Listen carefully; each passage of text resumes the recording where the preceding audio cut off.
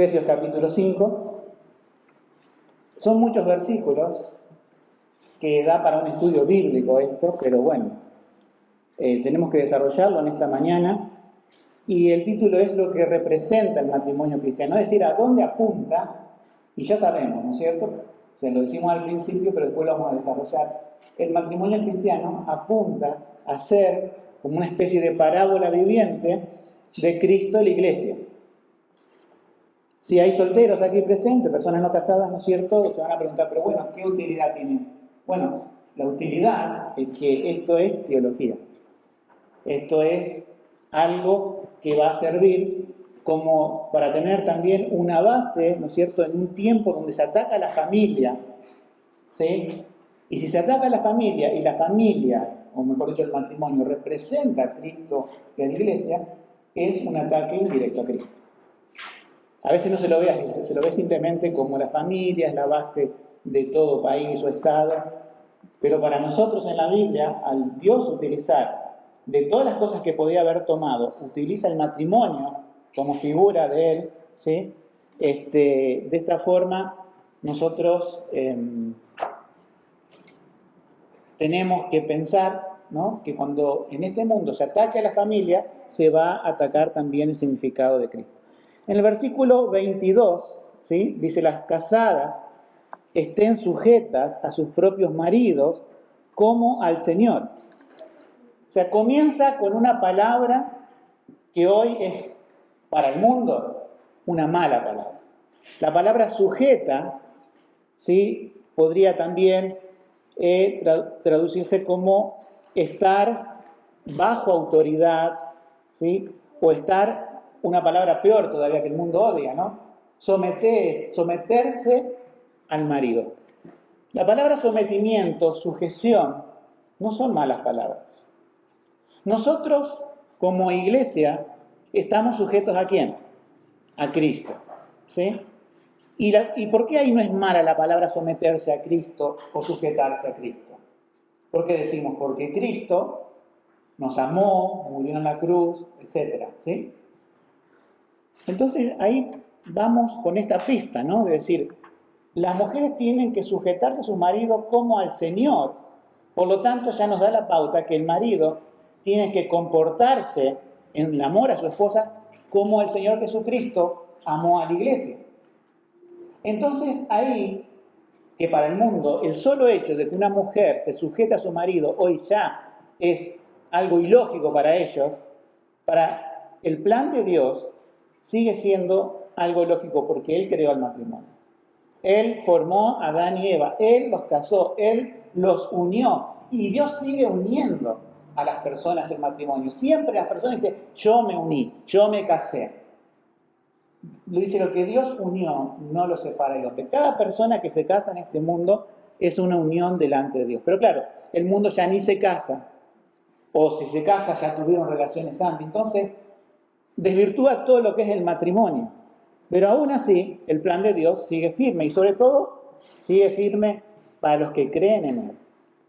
Entonces, que una mujer cristiana diga, yo me someto a mi marido, va a ser objeto de burlas, ¿sí?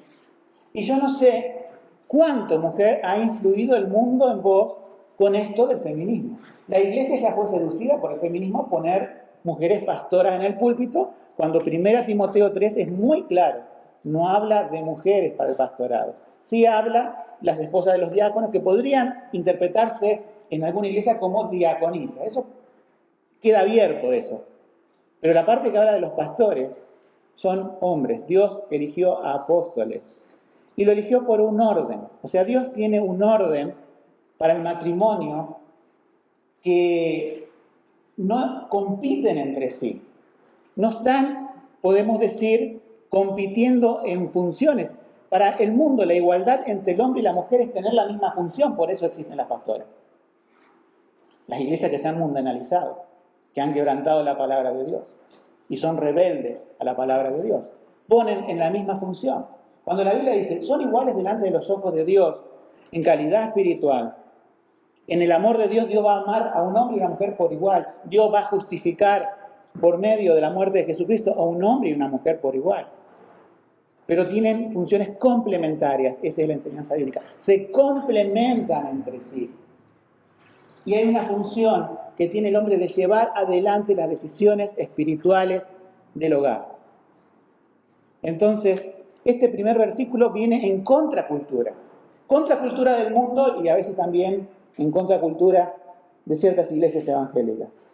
Entonces, tenemos, las casadas están sujetas a sus propios maridos como al Señor. Y acá da una definición. El marido es, versículo 23, es cabeza de la mujer. Hoy vemos que el mundo, ¿no es cierto?, está, por así decirlo, corrigiendo un exceso de autoridad del hombre que ha existido por siglos. Es decir, en el tiempo de Jesucristo y aún antes, las culturas paganas tenían a la mujer como nada, ¿sí? La tenían como un objeto, simplemente. Solo la Biblia, dada al pueblo de Israel, revalorizaba el valor de la mujer, como realmente el plan de Dios en Génesis, que dice, haré ayuda idónea, se complementan los dos. Y en el tiempo de Jesús, los judíos, a través de sus rabinos, habían distorsionado nuevamente el rol de la mujer. ¿Saben por qué? Y ustedes lo pueden recordar en la Escritura. Cuando le piden a Jesús, ¿es lícito que yo dé carta de divorcio a una mujer? Dicen los fariseos. Porque la mujer no tenía ese derecho, simplemente eran los hombres. Y los hombres, en ese tiempo de Jesús, despedían a sus mujeres por cualquier cosa. Hay ejemplos de por cualquier cosa. Así que si falla en el hogar, en la limpieza, en la cocina, me divorcio y tomo otra mujer más joven. Así de hipócritas eran los judíos en aquel tiempo. Y Jesús, en uno de los evangelios, le dice, no es lícito a no ser por causa de fornicación. Y en el evangelio de Marcos, que es un evangelio más orientado a los romanos, a los gentiles, ahí habla que la mujer tampoco puede tomar después otro marido si es repudiada. Dando a entender que los judíos habían errado en el rol del hombre, en el rol de la mujer. Los paganos, al no tener la ley de Dios, habían errado en el hombre y en la mujer. Y a través de los siglos, nuevamente, se da esto de lo que el mundo llama, ¿no?, el patriarcado, que viene de la palabra patriarca, que es jefe de la familia, no solamente es el líder de su mujer, sino también de los hijos y también sirvientes, como había en el Antiguo Testamento. Entonces, esto está metido a presión en todas las enseñanzas. Aún los que tengan hijos y niñas, sobre todo, aún los dibujitos le van a enseñar esto, los dibujitos animados. Ni hablar las películas, ni hablar toda la literatura del mundo. Ya es la princesa la que rescata al hombre, ¿no? El hombre es un ser frágil, emocional, que llora, y la princesa es una heroína que tiene testosterona y por eso salva al hombre, ¿sí? Lo vamos a ver que en la mayoría de las películas de hoy siempre son las mujeres tomando la iniciativa, desde los superhéroes hasta cualquier otra cosa. Y uno dice, no, pero eso es inocente, no. El mundo ya está todo diseñado para decir, la mujer aquí y el hombre tiene que seguir. O sea, han tratado de corregir el error del hombre al no tomar a la mujer como el objeto de su amor, de su propia vida, sino de tenerla como algo más. Lo quieren corregir, el patriarcado lo quieren corregir con el matriarcado. Entonces el mundo siempre busca soluciones antagónicas que en definitiva destruyen a la familia. Destruyen a la familia. Y ese es un gran problema. La Biblia nos dice que el hombre es cabeza de la mujer, como Cristo es cabeza de la iglesia. Por un hecho creacional, Dios creó primero al hombre, luego a la mujer, la sacó de su costado y el hombre pudo decir que esto es carne de mi carne, hueso de mis huesos. La puso para ser amada, la puso para ser protegida, y la ayuda idónea, la ayuda que aporta la mujer al hombre emocional y a través de los hijos, es un complemento perfecto para tener lo que se llama el matrimonio o el hogar dado por Dios. Pero Satanás, que destruye no solamente al hombre en su entidad individual, sino también la familia, es lo que en este momento de la historia de la iglesia, como nunca antes, porque siempre la familia fue atacada, ¿sí? Pero como nunca antes, hoy vamos a ver que la familia está siendo atacada para ser desintegrada, para ser reconstruida, como dicen las voces modernas. Pero nosotros tenemos la palabra de Dios. El tema es, decimos, el mundo hace esto, pero ¿afecta esto a los matrimonios cristianos? Podemos decir que cada marido acá es cabeza de la mujer como Cristo de la iglesia y que las mujeres se sujetan a sus esposos como al Señor. Es un desafío para nosotros. Nosotros tenemos las bases.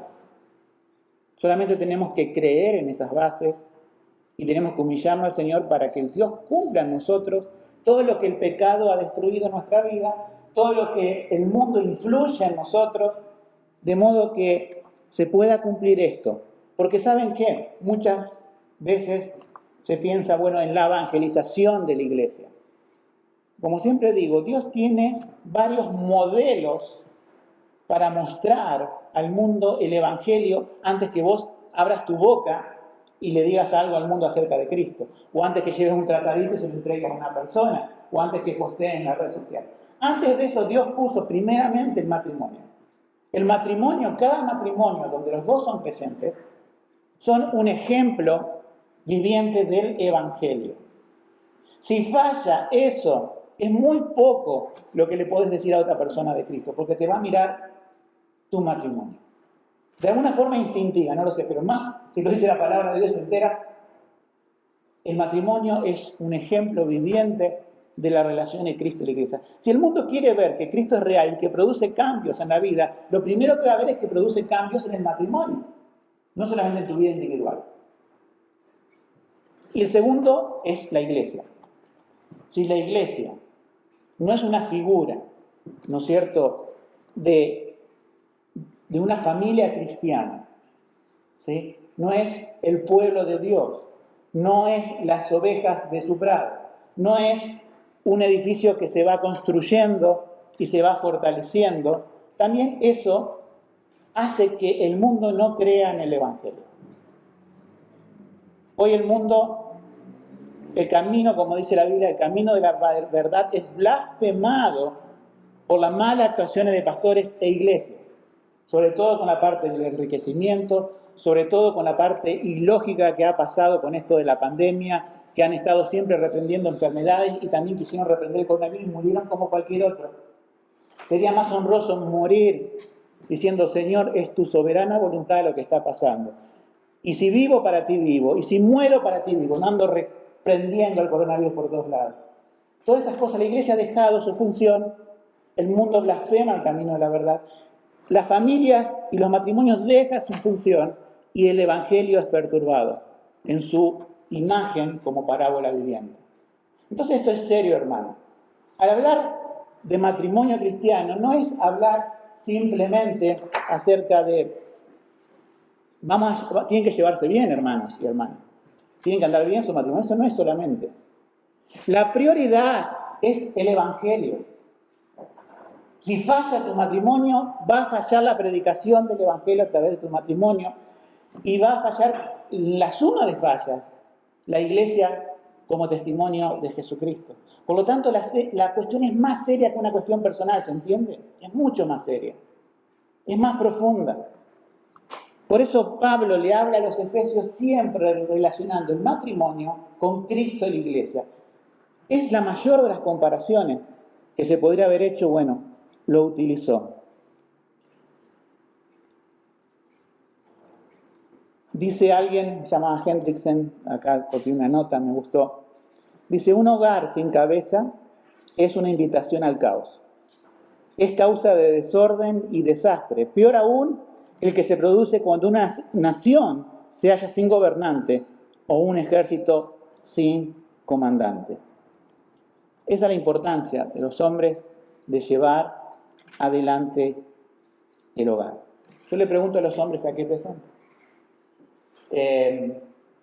Solteros pueden decir, bueno, yo no tengo esta obligación. Yo le pregunto a los casados y que también los solteros puedan saber el día que se casen o si no, cómo hablar con otros hombres. ¿Quién toma las decisiones importantes espirituales en tu hogar? No digo que vamos a comer mañana lunes, ¿sí? Lo puede decidir la esposa, no hay ningún tipo de problema. Pero las decisiones importantes de la vida, la que si fracasa esa decisión, el peso cae sobre vos como hombre.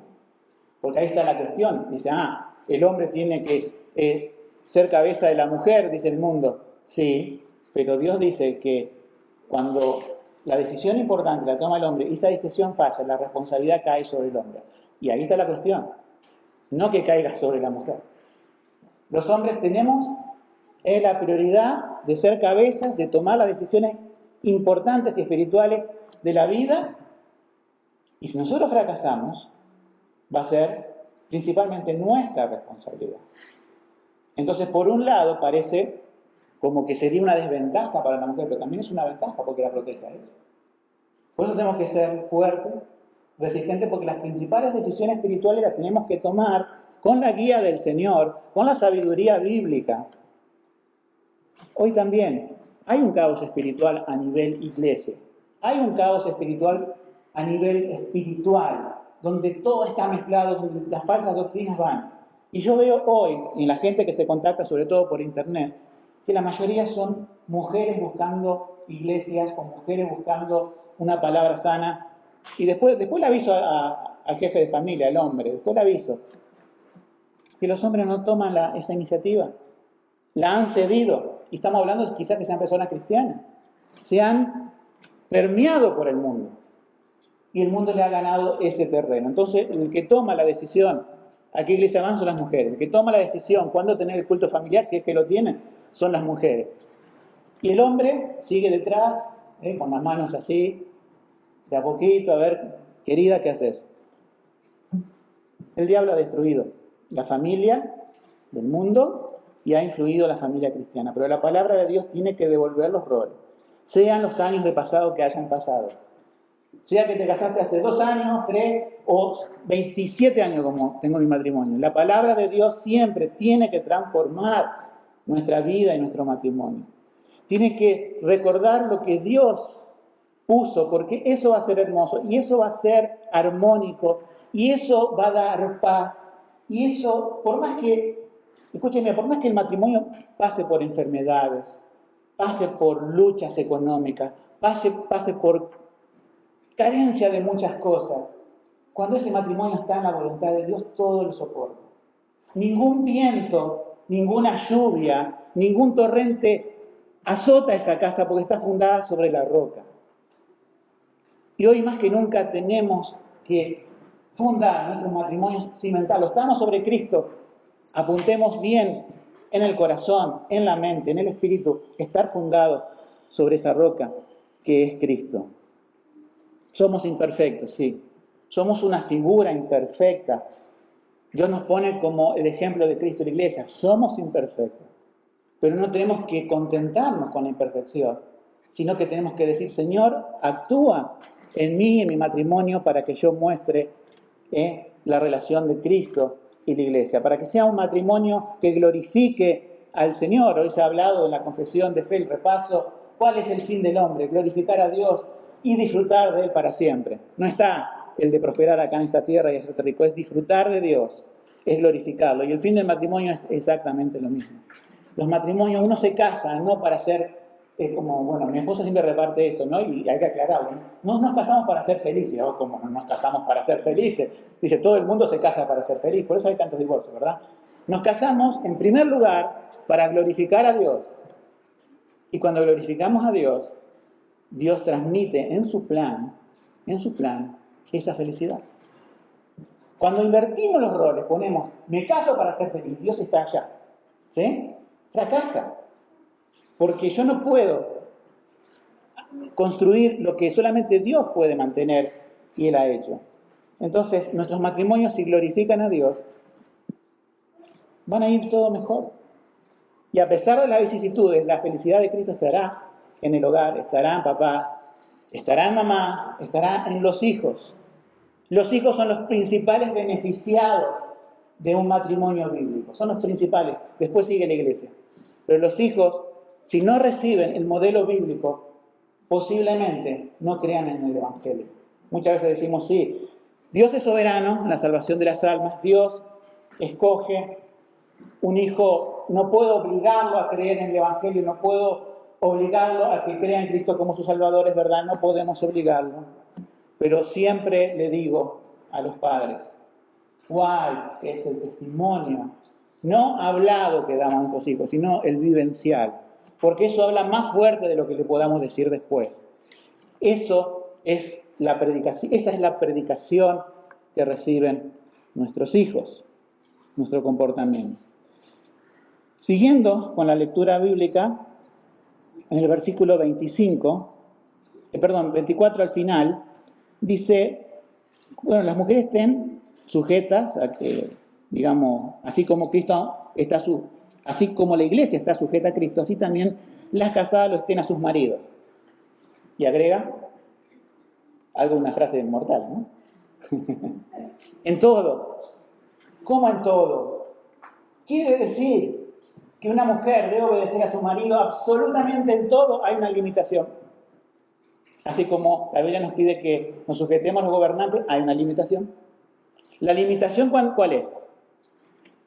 Les traigo el ejemplo de los gobernantes, que hoy tampoco les queda muy claro a muchos creyentes. Tenemos que orar por las autoridades, sí, para que vivamos piadosamente. Bien, tenemos que sujetarnos, sí. Ahora, cuando el gobernante da leyes que contradicen a la ley de Dios, mi prioridad es para con Dios y no para el gobernante. Las mujeres dicen, estén sujetas a los maridos en todo. No solamente las cosas que te gustan. O sea, la mujer a veces dice, yo estoy de acuerdo con mi marido, me sujeto. No, eso no es la sujeción bíblica. Es simplemente que te gusta algo en que estás de acuerdo. Pero dice en todo, y esto parecería ser muy tiránico, pero no. Vamos a ver que no lo es. Ahora, ¿cuándo una mujer no debe obedecer a su marido? Y a veces me hacen esas preguntas. Si mi marido me prohíbe ir a la iglesia, mi marido me prohíbe tener comunión con Dios, ¿a quién debo obedecer? Muy fácil, a Dios. No queda duda que es necesario obedecer a Dios antes que a los hombres. Entonces, al menos que tu marido o mujer te pida algo que contraríe la voluntad de Dios, debes sujetarte, como dice la palabra, en todo. No en lo que te gusta, no en lo que te parece, no en las ganas que tenés del día, sino en todo. Pero acá viene una cosa. La mujer dice, ¿pero cómo me puedo sujetar? Bueno, fíjense en que contempla toda la palabra de Dios. El versículo 25 dice, y esta es la clave de la sujeción, y la clave para que el marido haga esto, para que la mujer se sujete. Marido, amad a vuestras mujeres. Pero no termina ahí el versículo. ¿Cómo dice? Marido, amad a vuestras mujeres, así como Cristo amó a la iglesia y se entregó a sí mismo por ella.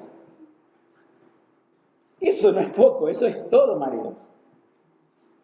O sea que el amor con el que yo amo a mi esposa, no piense que es decir, bueno, lo incluye, ¿no? El cariño, yo conozco a veces gente que son muy melosas, o sea, muy esposos que son muy melosos, otros no, que le traen flores y todo, pero después no lideran, no la aman como Cristo, y es más, a veces hasta les son infieles. Entonces, no es esa actitud melosa, es amar a Cristo. ¿Cómo nos amó Cristo? Con un amor sacrificial. Se sacrificó, fue escupido, fue azotado, se le puso una corona de espinas, fue clavado en la cruz y cargó el pecado, ¿no? Que eso es lo peor. Cargar el pecado es la mayor afrenta a Cristo, pero Él lo quiso hacer para salvarnos. El amor de Cristo es sacrificial. El amor de nosotros como esposos tiene que hacer sacrificios. ¿Qué sería si el Señor rehusara el sacrificio? ¿Qué sería de nosotros si el Señor hubiese esquivado la cruz para evitar el dolor? Se dan cuenta que Dios nos llama a amar a nuestras esposas como Cristo y sobre todo identificando ese amor sacrificial. Si bien también podemos sacar ejemplos del carácter de Jesucristo. El amor que lo entrega todo. El amor que se juega por su esposa en todo. Hoy en el mundo vemos que la competencia entre el hombre y mujer son seres independientes donde no se juegan, mantienen ciertas distancias. A veces se terminan separando, pero si están juntos, vos los ves que están en un tira y afloje constantemente. Cuando la Biblia nos muestra una esposa confiada en su esposo, un esposo que la ama tanto que se va a jugar el 100 100% por su esposo. Ese es el amor, esposos, que Dios nos pide para amar a nuestras esposas. Un amor que se juegue el 100%, un amor que sea sacrificial, como nos dice la palabra. Y dice en el 26 y en el 27, vamos a leerlo, para santificarla, purificándola en el lavamiento del agua por la palabra, para presentársela gloriosa a sí mismo, una iglesia que no tuviera mancha ni arruga, ni cosa semejante, sino que fuera santa y sin mácula. Esto es muy raro, ¿verdad? En el ambiente matrimonial, sobre todo en Israel. Si alguien tenía que preparar a la novia, eran otros, ¿sí? Si alguien tenía que vestirla, tenían otras mujeres que las vestían, la preparaban, hacían todo el tema de la boda, etc. Ahora, Jesucristo es el que preparó a su propia esposa, dice, para presentársela a sí mismo. Uno dice, ¿pero cómo? El marido se encarga o el novio de la novia hace todo lo posible para que cuando haga el casamiento se la presente a sí mismo sin ninguna mancha ni arruga. Bueno, lo que nos está mostrando es esa profunda realidad de Cristo y la Iglesia. Dios no nos tomó a nosotros en esas bodas del Cordero que se celebrarán en el cielo, según Apocalipsis, como su esposa, porque éramos lindos espiritualmente. Él nos embelleció. Nosotros éramos lo más feo, como dice Isaías, como leprosos, como leprosas, ¿sí? Éramos lo más feo. Espiritualmente no había nada deseable de nosotros, éramos impíos, pecadores, pero Dios a su tiempo murió por los impíos. Cristo me amó primero, no pidió primero mi amor.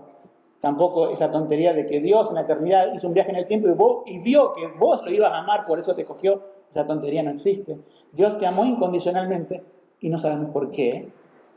Pero sabemos que amó a alguien que era feo y que lo transforma y se lo presenta a sí mismo, como dice acá el pasaje, como si fuera una novia engalanada, ¿no es cierto?, con sus vestidos, que no tiene ni mancha, ni arruga, ni cosa semejante, inmaculada, santa, ¿sí?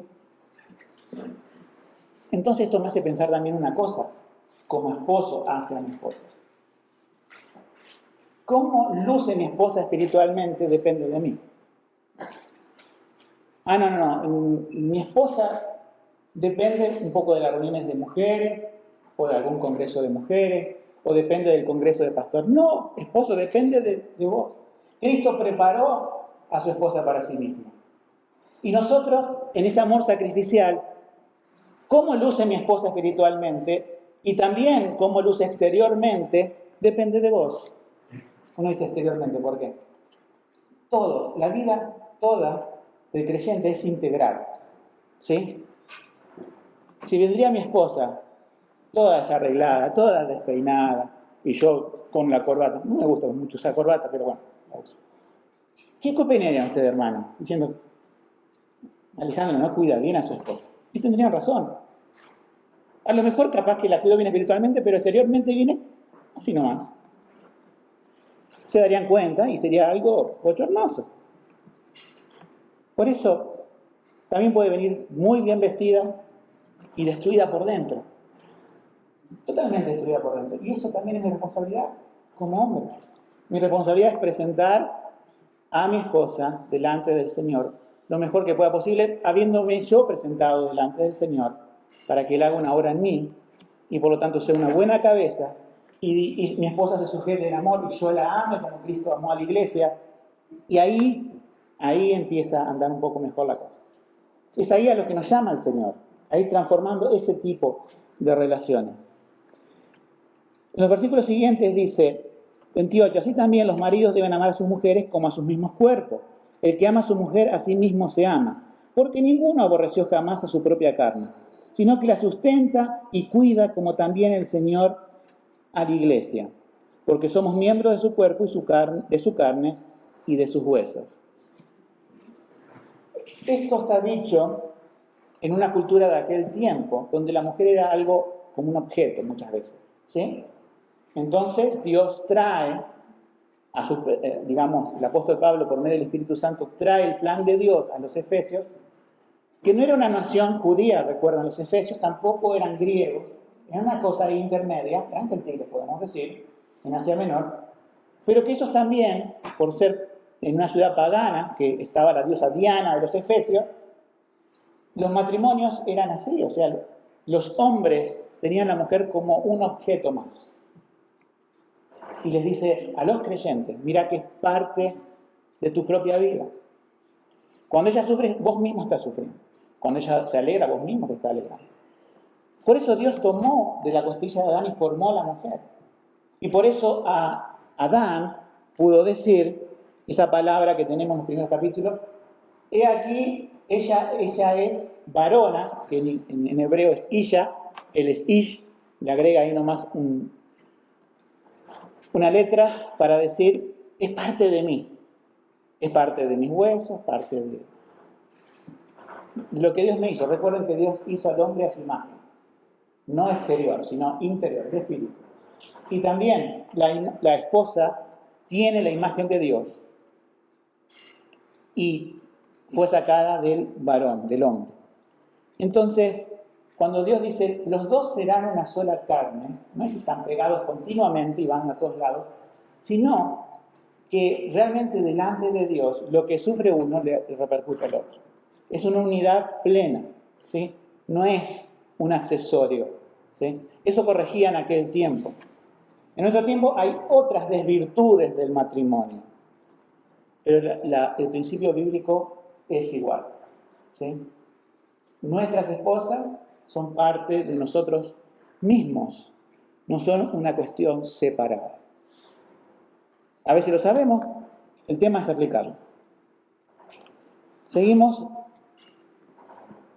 llegando a los versículos casi del final, pero hay algunas cosas más que podemos ver, que dice el 31, por esto dejará el hombre a su padre y a su madre y se unirá a su mujer y serán los dos una sola carne. El por esto te está haciendo referencia a todo lo que ya hablamos. Por esta razón, ¿sí? Si bien este versículo, este pasaje, ¿no? Es lo que el Señor Jesucristo dijo y lo que Dios dijo, ¿no? Dejará el hombre a su padre y a su madre y se unirá a su mujer y los dos serán una carne. El apóstol Pablo no está diciendo nada nuevo, pero trae el por esto como una conclusión de lo anterior, ¿sí? Por esa razón es necesario, y esto es un problema que merece un poquito la explicación, ¿sí? En el día de hoy hay muchos problemas del tipo económico, ¿sí? Donde muchas personas se casan y viven en la casa de sus padres, ¿sí? Y ese es un gran problema. Porque la Biblia dice, dejará el hombre a su padre y su madre. Cuando conviven, todos metidos en una casa, no hay roles bíblicos. Se interponen, colapsan, se chocan. Por eso, mucha gente, ¿sí? Incluso jóvenes que se casan hoy, planean la boda, pero no planean el matrimonio. No planearon su matrimonio, sino planearon la fiesta. Y todos los familiares contentos, a ver cómo hacemos la fiesta. Hoy no puede ser de muchas personas, ¿no? Claro. Pero no planearon el matrimonio. Aún viviendo en casas separadas, cuando dice por esto, y está hablando sobre todo de la cabeza del hogar, dice por esto dejará el hombre a su padre y a su madre. Y también está diciendo la mujer, dejará al hombre, la mujer, se entiende, que también deja a su padre y a su madre, pero especialmente el hombre, está diciendo, tu responsabilidad es con tu esposa. Yo tengo padre, tengo madre, todavía vivos, algunos de ustedes seguramente ha fallecido, lo siento, pero hombre, tu responsabilidad y tu deber y tu lealtad es con tu esposa. Yo tengo hijos, ¿verdad? Y ellas se casan, ¿sí? Si bien no tengo hijos varón, pero si lo tuviera, diría, bien, yo tengo alguna cuestión, ¿sí? Me pueden ayudar, ¿sí? Pero yo le diría, hijo o hija, tu deber, tu responsabilidad es para con tu esposo, para con tu esposa. Pero ¿saben qué? Hay padres muy egoístas que dicen, no, vos sos mi hijo, vos sos mi hija, que explotan a los hijos y a las hijas. La manipulación, esto es muy grande hoy en día. Pero el esposo y la esposa cristiana tienen que decir, yo te ayudo, no voy a ser como el fariseo que dice, no te puedo ayudar porque es corbán. O sea, todo lo consagré a Dios. No, ese extremo no. Pero tampoco el otro extremo de descuidar nuestro matrimonio por otra persona que no es nuestro matrimonio.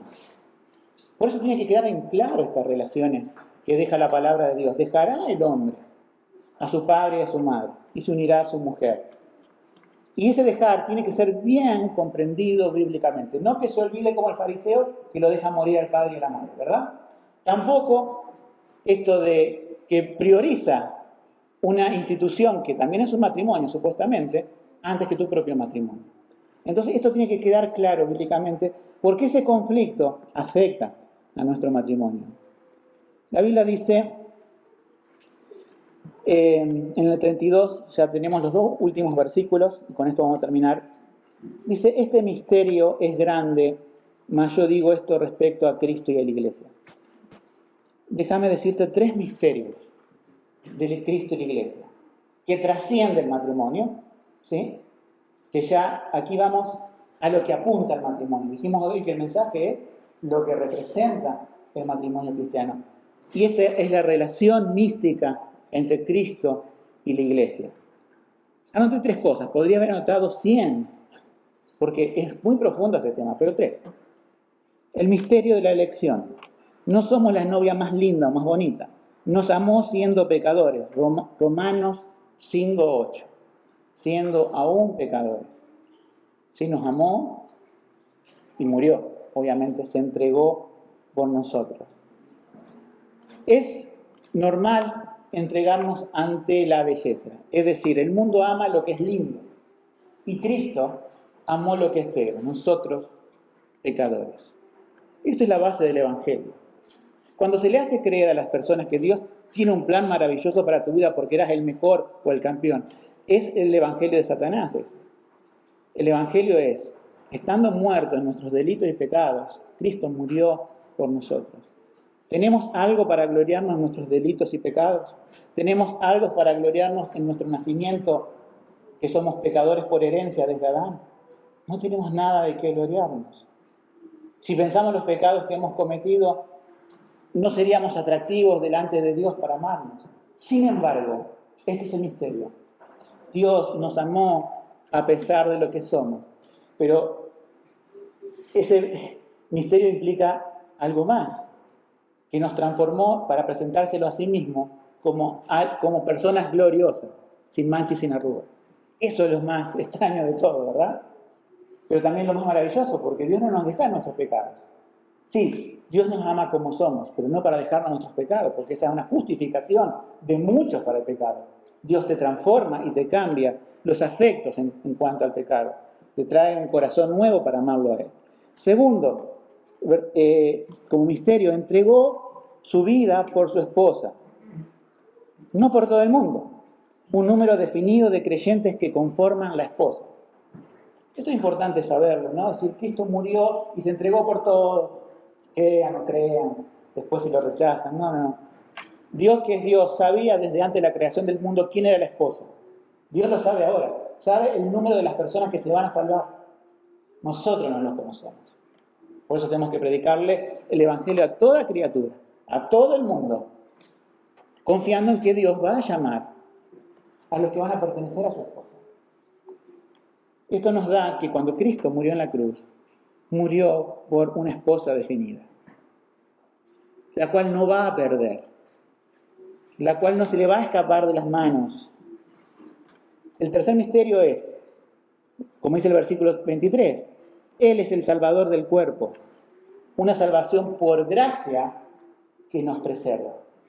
Él es el Salvador del cuerpo. Otro misterio, ¿yo pudiera perderme? Por lo que soy, sí. Claro. Aquel que cree que puede ganarse la salvación, también puede creer tranquilamente que se pierde, porque después de todo es mérito de Él. Pero aquel que pone su fe en Jesucristo, el cual es el autor de mi salvación, es el alfa, también lo voy a creer que Él va a ser la omega, que aquel que comienza la buena obra la va a perfeccionar hasta el día de Jesucristo. Ese misterio es decir, soy salvo por Cristo y me mantengo salvo por Cristo. Entonces tengo que hacer lo que quiera. Si hago lo que quiera, nunca conocí a Cristo. Todas aquellas personas dicen, bueno, pero vos perdés tu salvación porque te apartás. Si vos te apartás por un tiempo, Cristo te va a buscar como lo ves perdido. Ahora, aquellos que se apartan y nunca más vuelven, nunca conocieron realmente al Salvador. Lo que es nacido del Espíritu, Espíritu es. No se recogen uvas de los espinos, ni higo de los abrojos. Una vez que Cristo hizo una obra en tu corazón, vino para quedarse y no para irse. Vino para perfeccionarte, para que un día te presente delante del Padre como alguien sin mancha y sin arruga. Qué triste aquel evangelio que simplemente piensa que de alguna forma vos te ganás la salvación y que de otra forma vos la perdés. Eso es pisar en arena movediza, es hundirse en el barro. Sin embargo, la Biblia nos presenta un evangelio glorioso parado sobre la roca, el cual es inmutable, inalterable, el cual está basado en una promesa de Dios, en un pacto de Dios que dice, te amé con amor eterno y no te voy a dejar de amar por eso. Con eso termino. Dios nos amó con amor eterno, inmutable. Mi amor varía a veces de día en día por mi esposa, ¿verdad? O la esposa por el esposo. Sin embargo, cuando nos alineamos con Cristo en su amor eterno, todo vuelve a su justo lugar y todo encaja perfectamente. Que el Señor pueda fortalecer los matrimonios de nuestra iglesia, ahora en la mañana, en la reunión de la tarde. Aquellos que son solteros puedan tener una conciencia real de lo que la Biblia dice de esto y en todo sea el nombre de Dios glorificado. El Señor nos bendiga.